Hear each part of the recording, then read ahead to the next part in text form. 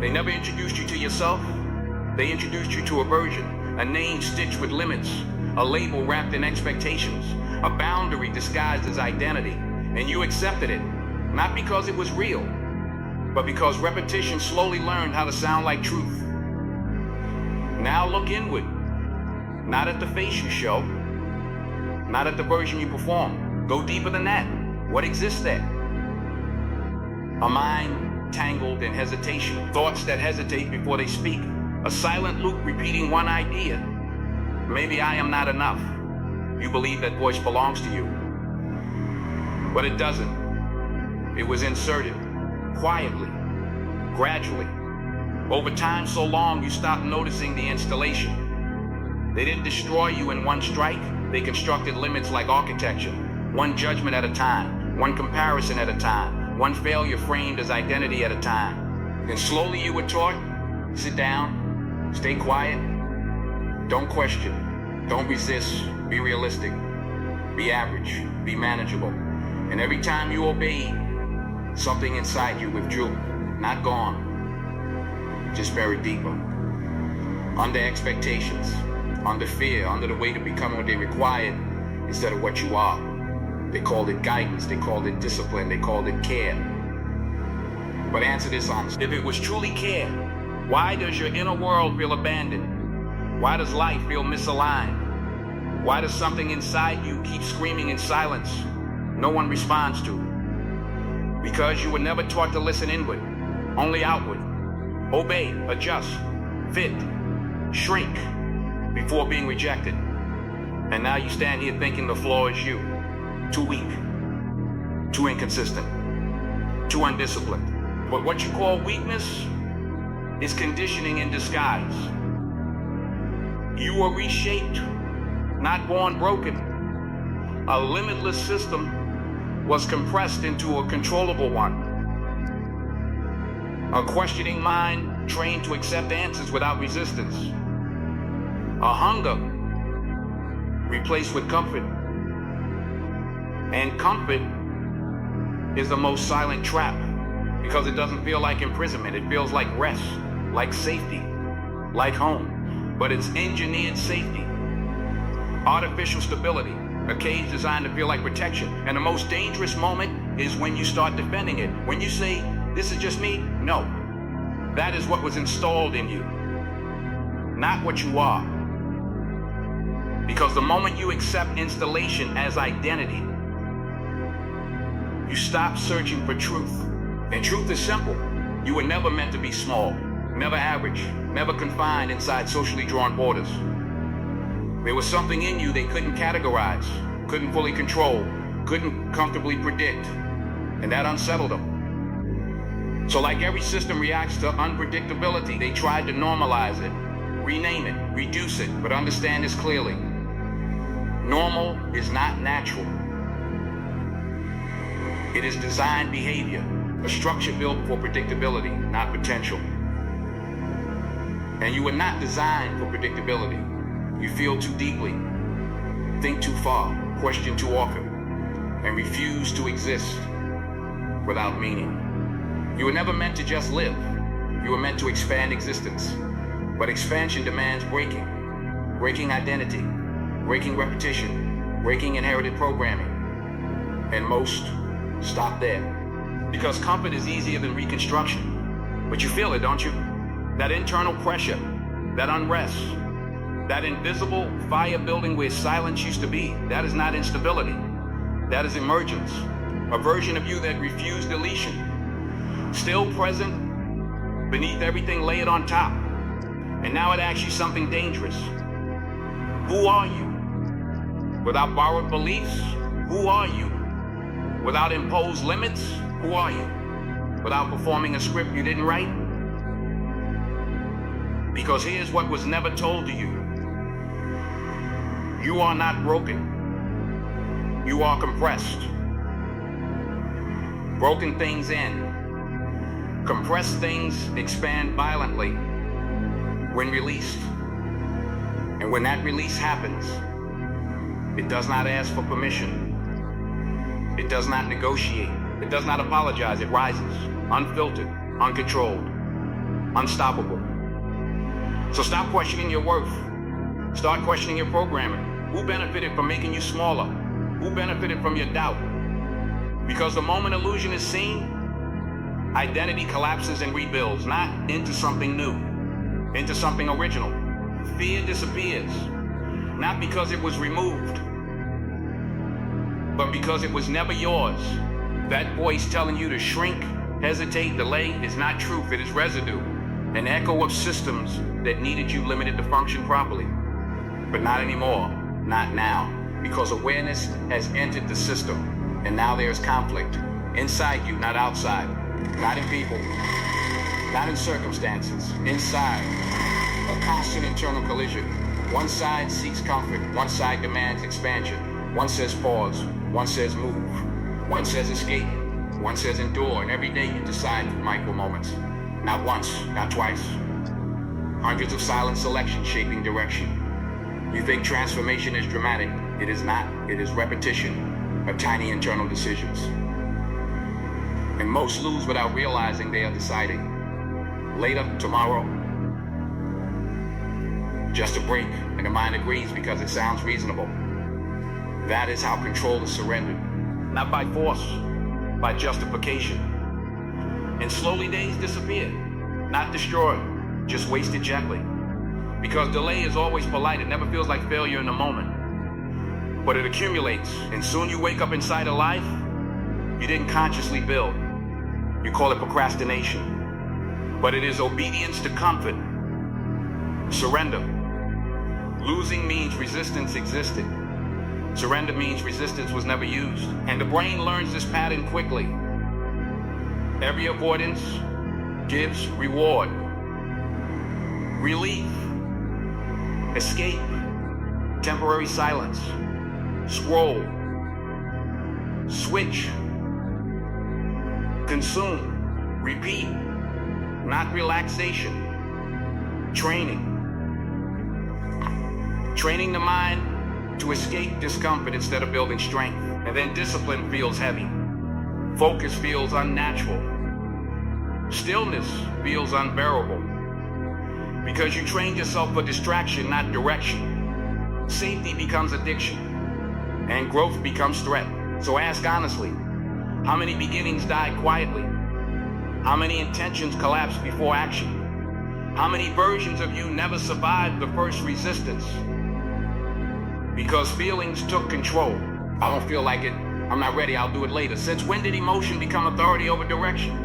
You don't need motivation. Motivation is unstable weather. You need control, structure, command over impulse. Because impulse is not identity. It is reaction. And reaction without control creates drift. Your battlefield is not external. It is thought itself. Every thought is either a command or a distraction, and you decide which one you obey. No neutral state exists. Either you lead your mind, or it leads you. And the mind follows repetition, not intention. Repeat avoidance becomes identity. Repeat action becomes identity. Repeat discipline becomes automatic self. But it begins with a single, irreversible decision. To stop negotiating with weaker impulses. To stop debating with excuses. To stop obeying emotional fluctuations. Because emotions are not truth. They are temporary states. They say stop when growth begins. They say quit when progress starts. They say delay when transformation is near. And every time you obey them, you lose silently. So enough delay. Enough excuses. Enough internal bargaining. Because this internal war does not pause for convenience. It ends only when dominance is established. I don't care how I feel. I execute what must be done. That is the shift point. From reaction to command. And once that happens, you stop being a participant in your life. You become its operator. Pain, failure, rejection, they were never enemies. They were feedback systems. Pain exposes truth. Failure exposes gaps. Rejection redirects path. But comfort hides everything, soft, warm, deceptive. And over time, it weakens capacity without warning. Because nothing grows in preservation mode. Only stagnation exists there. Real transformation begins where avoidance ends. When you stay instead of escaping. When you continue instead of quitting. When you face instead of avoiding. That is where identity is forged. Not in ease, in resistance. Because pain has two outcomes. It breaks or it builds. And the difference is endurance. Most never reach the building phase because they exit early. They touch discomfort and retreat instantly.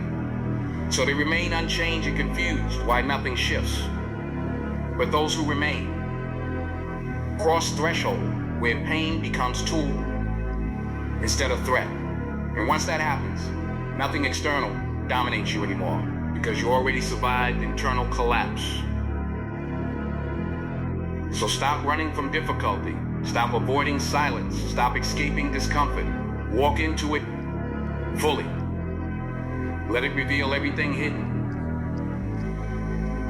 Because exposure is not destruction. It is preparation for reconstruction. And the version that emerges does not depend on comfort anymore. It operates beyond it. And once silence is mastered, once discipline is stabilized, once identity is rewritten, there is no return path. Because you no longer follow systems, you become one. A structure built from repetition, awareness, and execution. No negotiation, no hesitation, no dependency on mood, just consistent action. And at that point, you are no longer becoming unstoppable. You are what unstoppable looks like. Control is not something you perform, it is something you become. And the moment it settles inside you completely, life stops feeling like a struggle against yourself. You don't chase discipline anymore. You don't wrestle with focus. You don't negotiate with effort. Everything starts moving on its own. Clean, silent, automatic. Because one shift happened. You reclaim the beginning of your day, the first hour that decides everything else. And once that hour belongs to you, your days stop controlling you. You start shaping them instead. And when your days shift, your entire life quietly changes direction. But most people never get there. They keep waiting for motivation like it's some kind of signal from the universe. Waiting for a moment that feels right. Waiting for energy that makes things easier. Tell me something. How long has that waiting lasted? Days? Months? Years? And where has it brought you? Exactly where you stand right now. Same place, same cycle, same stagnation. Because motivation is not truth. It is illusion. Wearing a beautiful face. It arrives when conditions are perfect and disappears the moment reality applies pressure. It is not stability. It is not discipline. It is emotional weather. And you built your entire behavior around it. I'll begin when I feel ready. I'll act when I feel inspired. I'll push when my mood aligns. Mood. Tell me when mood became authority over your life. Are you controlled by it or are you in control of it? Because right now the answer is obvious. You don't decide your actions. Your emotions do. If energy is high, you move. If energy drops, you stop. If distraction appears, you drift. You handed your direction to something unstable. Something that changes faster than your decisions. And then you wonder why consistency never stays. Why beginnings are strong but endings are weak. Because your foundation was never stable to begin with. It was built on feelings. And feelings are not structure, they are fluctuation. Look at the people you admire. The ones who operate at a level you respect. The ones who seem unshakable in pressure. They are not waiting for emotional permission. They are not asking for motivation. They move because movement is non-negotiable. No debate. No internal negotiation. No emotional delay. Just execution. That is discipline. And discipline is not behavior, it is identity. It is the point where a person stops asking, do I feel like it? And starts living by one principle: it must be done. Read that again, it must be done. Because emotion is unreliable. It will tell you to pause when progress begins. It will tell you to quit when resistance appears. It will tell you to delay when opportunity arrives. And every time you obey it, you weaken your own system. You train your mind to escape instead of endure, to avoid instead of confront, to comfort instead of grow. But discipline does the opposite. It does not request permission. It does not depend on feeling. It commands action. And you either follow or you fall behind your own potential. There is no middle space. You wake up and move, not after thinking, not after debating. You move again and again and again, until movement stops feeling like effort, until it becomes identity. Because repetition is not repetition to the brain, it is programming. What you repeat becomes what you are, not intensity, not motivation spikes. Repetition, same actions, same execution, same standard daily. That is where strength is formed. That is where focus is sharpened. That is where control becomes natural. But most people reject repetition. They call it boring, too slow, too uncomfortable. So they chase stimulation instead. They chase shortcuts. They chase emotional highs. And that is why they never stabilize. Greatness is not loud. It is not dramatic. It is repetition and silence. Consistency and invisibility. Execution when nobody is watching, especially when you don't feel like it. Because that is the real test. Not ability, not talent, not intelligence. Consistency under resistance. And to survive that, you cannot rely on mood anymore. You need structure. A system that does not break with emotion. Same wait time, same execution window, same standards. No negotiation, no exceptions, no emotional revisions. Because excuses are never real. They are just comfortable lies. I'm tired, I'll start later, I'm not ready. All of them sound reasonable. All of them feel justified. But they all produce the same result. Stagnation. If it truly mattered, you would act anyway. That is the difference. So now the shift becomes internal. You stop asking for permission from your feelings. You stop treating emotion as authority, and you decide something irreversible. I act regardless of how I feel. Not once, not occasionally, consistently.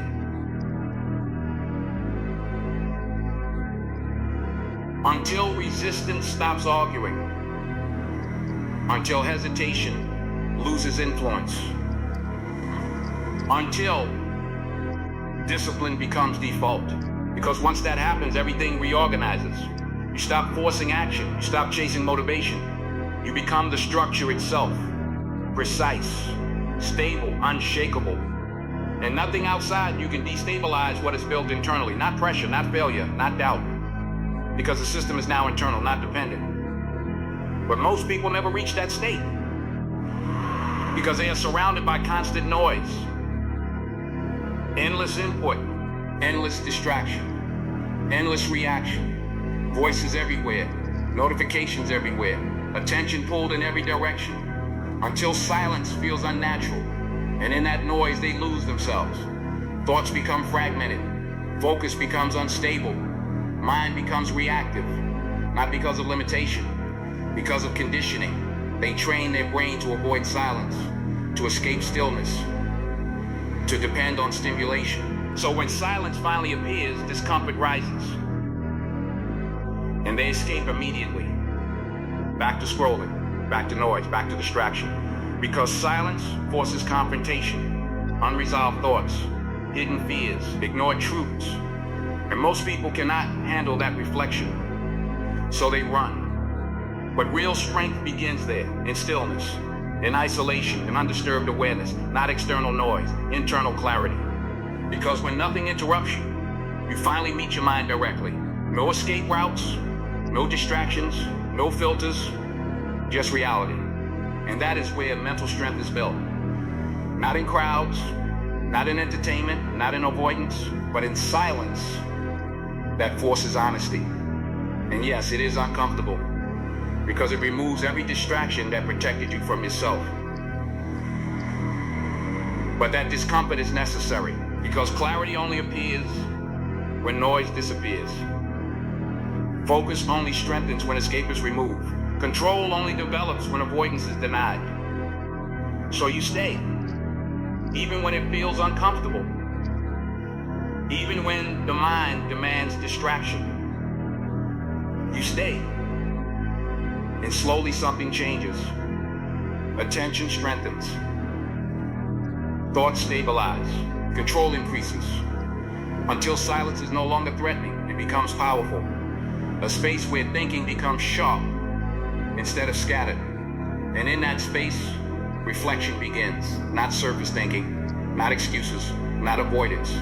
Real reflection, where you look at yourself without distortion, where you ask questions most people avoid, where you're weak, where you're dishonest with yourself, where you're avoiding responsibility. And when answers appear, you do not escape them, you correct them. Because awareness without correction is useless. So behavior shifts, patterns change, identity restructures, and gradually control replaces reaction. Not emotional control, behavioral control, cold, clear, intentional. And once that state stabilizes, nothing shakes it. Not opinion, not pressure, not chaos. Because strength no longer depends on environment. It comes from within. From a mind that has stopped avoiding itself.